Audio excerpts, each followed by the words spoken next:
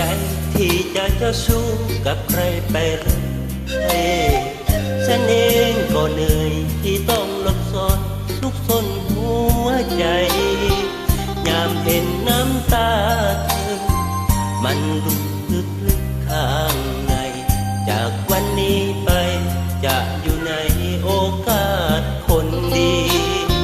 เพราะที่สุดแล้วเธอคือยอดจริงในใจสยีไม่เคยจะคบกับใครจริงจังเหมือนเธอไม่มีบางเวลา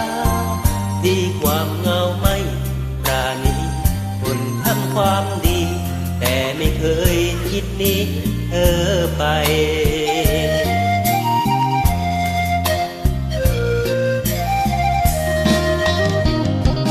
พอแล้วพอรู้ต้องรอเธอตรงนี้จะเป็นคนดีสมกับที่เธอรักฉันมากมายพอฉันพอรู้เธอรออยู่ตรงนี้รู้ตัวเองดีว่ามีแต่เธอรักและจริงใจคนอื่นที่เขามาคิดหาทางเอาแต่ได้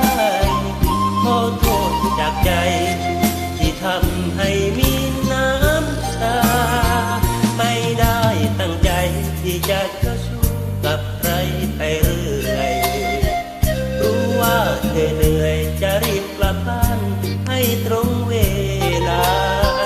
จะสื่อสัตย์กับเธอเลิกไปเล่นหูเล่นตาแต่เธอเพลอขึ้นมาหวังว่าเธอคงเข้าใจ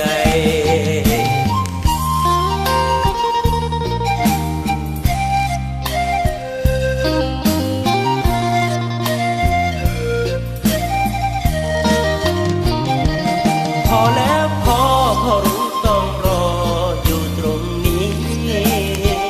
จะเป็นคนดีสมกับที่เธอรักฉันมากมายพอฉันพอรู้เธอรออยู่ตรงนี้รู้ตัวเองดีว่ามีแต่เธอรักและจริงใจคนอื่นที่เขามาคิดหาทางเอาแต่ได้ขอโทษจากใจที่ทำให้มีน้ำตา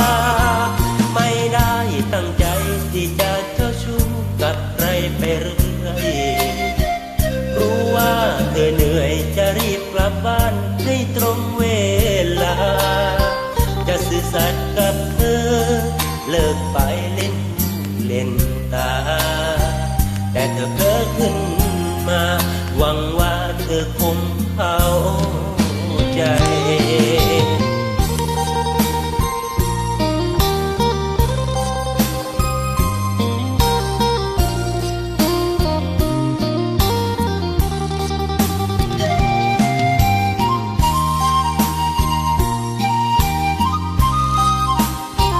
แต่เธอเพ้อขึ้นมาหวังว่าเธอคงเข้า